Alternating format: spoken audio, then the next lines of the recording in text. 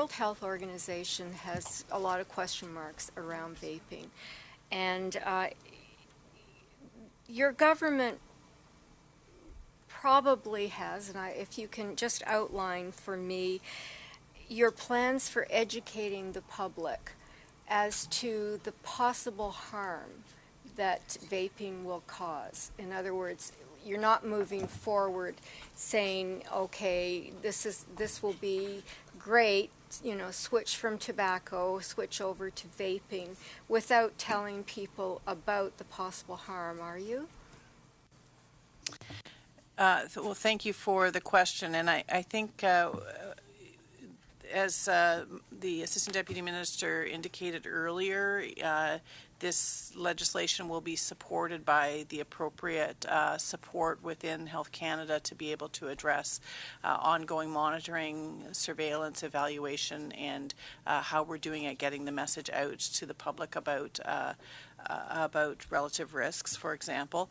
Up until this piece of legislation, which addresses the important work around plain packaging and also around vaping, this has been an area where there's been an absence of federal legislation and has been a very serious gap that's been pointed out to me even in my collaboration with the provinces and territories, many of whom, I believe 8 of whom now have introduced vaping legislation within their provincial jurisdictions.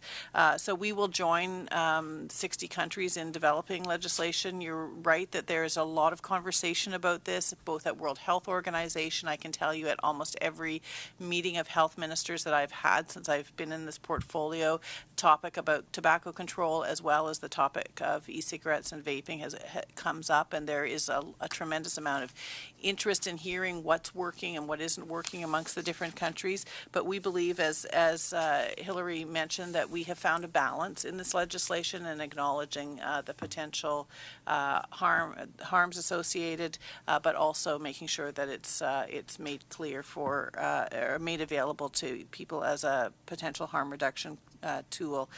So we believe that it meets the ability to bring in initial regulations. It's something that we will monitor very closely, both the public education effect that we have had both within Health Canada and within the Public Health Agency of Canada, who will also work with us on making sure that the message gets out to Canadians.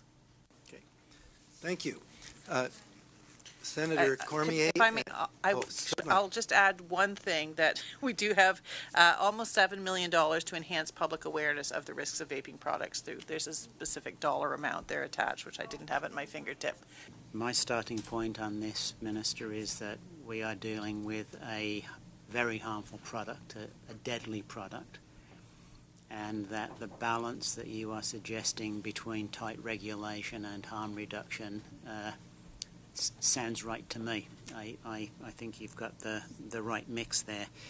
We also have, so there's a regulatory and public policy lens on this.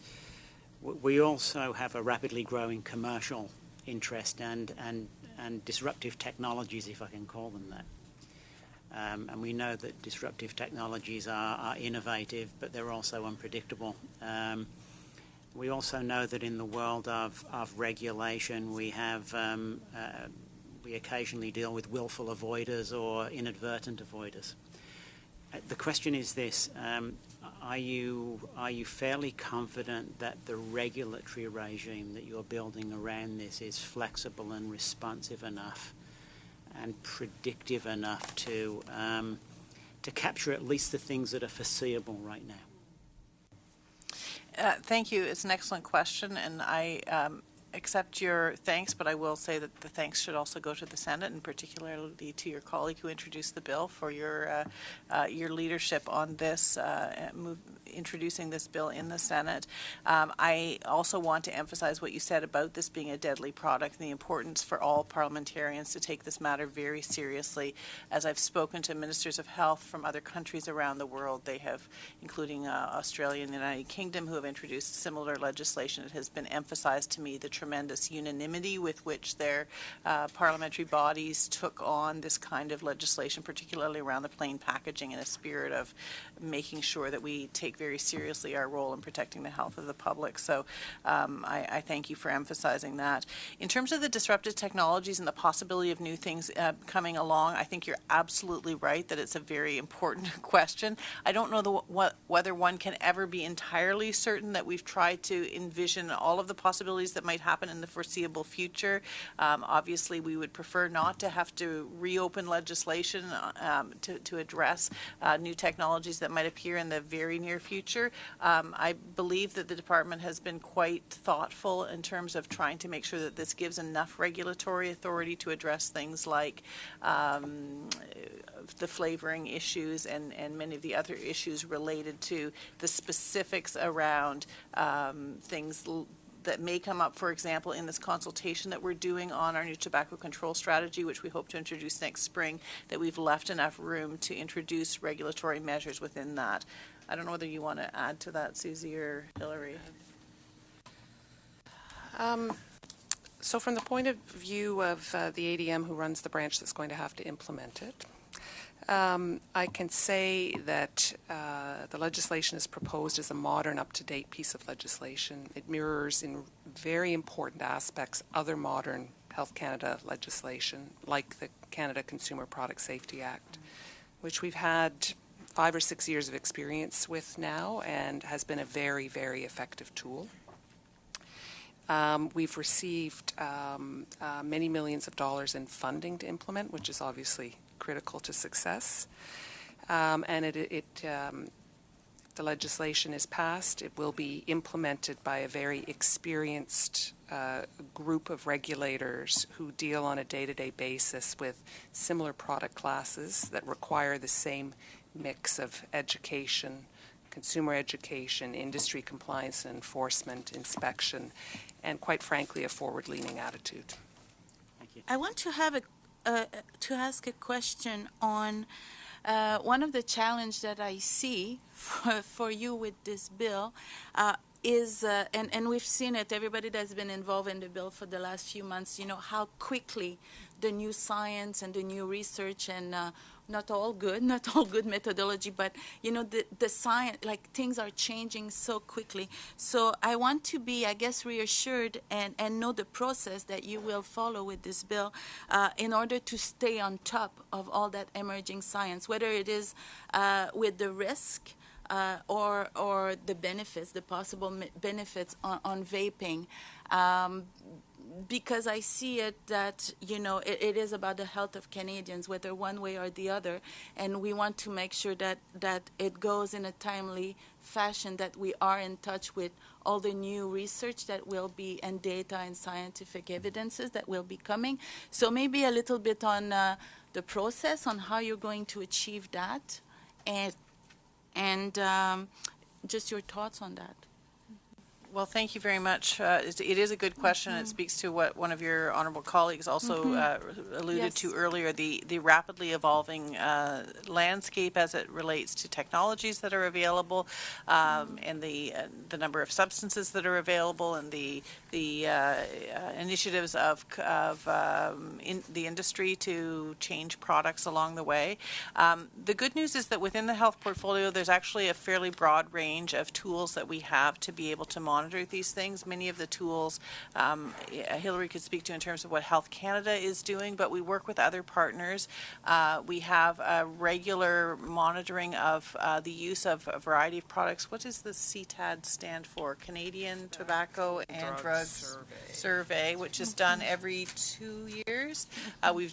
Some of the new data that I referred to earlier came from the most recent CTAD's survey. So we will obviously continue that. There is ongoing work with various organizations like Canadian Institute for Health Information, the Canadian Institutes for Health Research, who all have ongoing work in the area of substance use, and of course our work with the Public Health Agency of Canada to monitor their effects. I don't know whether you want to speak to specifics within Health Canada as to how we will monitor the outcomes. Yeah, just very briefly, I mean, Health Canada thinks of itself as a science and regulatory department by and large. There are exceptions like our First Nations and Inuit Health Branch, and as part of that, we have a large number of scientists who are tasked with either doing independent research or keeping on top of what's going on and informing our regulators.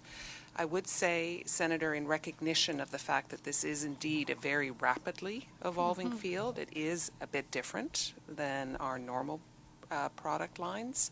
And for that reason, we have an arrangement, actually, as the Minister said, with CIHR, the Canadian Institutes of Health Research. We've already had one session with them and some international experts, and we are going to regularize and institutionalize that, and we will use that as a mechanism to ensure we are on top of all the latest and emerging evidence. Will Health Canada have the authority to quickly recall products that might be deemed dangerous? Thank you very much for your question, and I'll answer the last part first, and that is certainly the fact that one of the things that the advantages of getting this legislation in place is that it does give the recall authority to Health Canada, so that there would be an ability to be able to, if there were any indication that a product was unsafe or that a specific component of it was unsafe, that just as with Hilary referred earlier to the Canada Consumer Safety Products Act. Did I get that right? We got a big bit of a handful. And that's actually it turned out to be a very robust piece of legislation that's been extremely helpful. You'll see if you follow Health Canada, we're constantly recalling various consumer products, and so it would use the same types of authorities to be able to recall dangerous products, which is good news, and I think is one of the really key reasons why this legislation is so important. In terms of the earlier part of your question, in terms of the plans within the department, Suzy, do you want to speak to that? Sure. So we have put in place a fairly robust surveillance and science regime, and Hilary's spoken a little bit about our work with CIHR.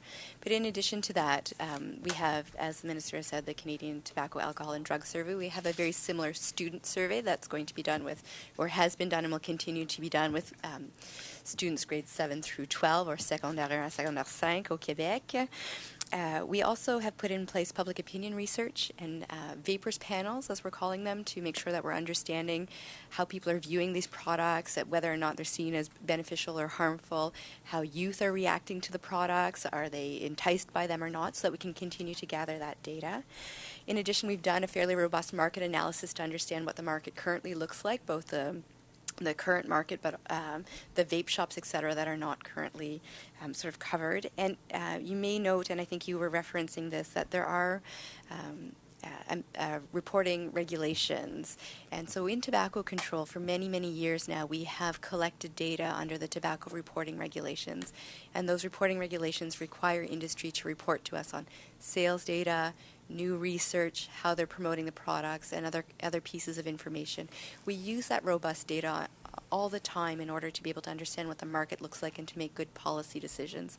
There is a regulatory authority that would allow us to collect similar data from the vaping industry that would go through the full regulatory process before it's brought into place, including consultations and CG1 and CG2.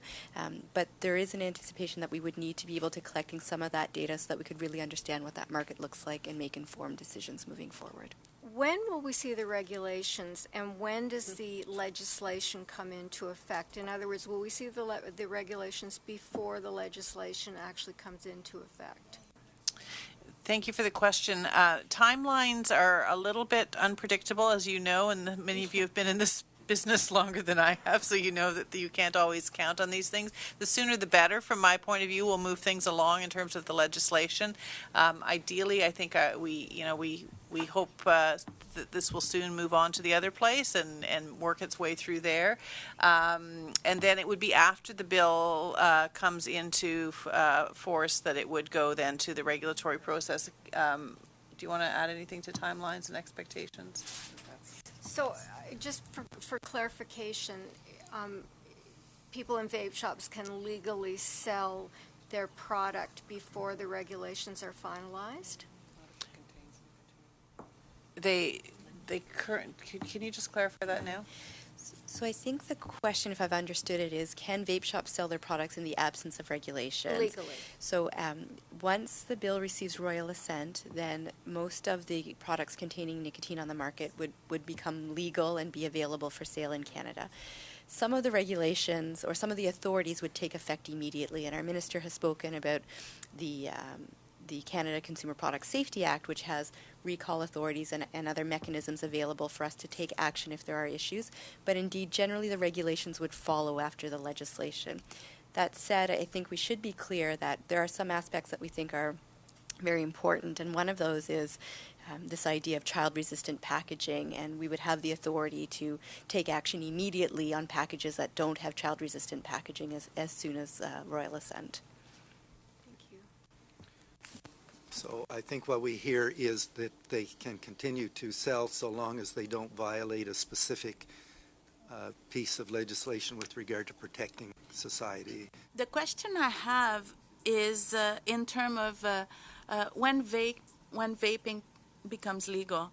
We talk a lot about the harm reduction on vaping, but there's also it is a product. There will be a market for it, and there will be businesses, making profits out of vaping. So we've heard it a little bit, some of the worries that some may have that, and the vaping associations have reassured us that, their market will be smokers, but, we can't be naive either. So I want to make sure that S5 has everything it needs to really contain, if I may say, vaping products to smokers wanting to stop smoking. So how confident, and I see your expression, so how confident you feel that S5 has everything that it needs to make sure that we don't expand a new market with a new product?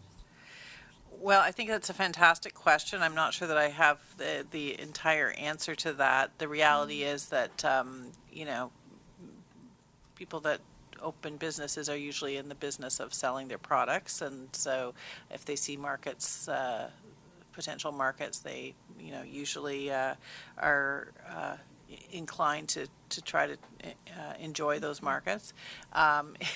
So I think this simply speaks to the need for this to be balanced, and I think we've tried to be very cognizant of the balance and to recognize that it is a desirable harm reduction tool, knowing that we need to continue to make the message clear that this is a product that is associated with harms, and then we must never forget to say that vaping products have associated harms, but these are less harmful products, and therefore have a role to play in harm reduction for people who are current smokers.